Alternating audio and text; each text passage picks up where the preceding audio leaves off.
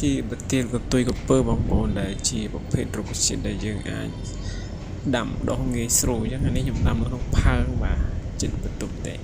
ហើយយើងអាចដាំដុះវាបាននៅកន្លែងណាក៏បានអញ្ចឹងងាយស្រួលថែ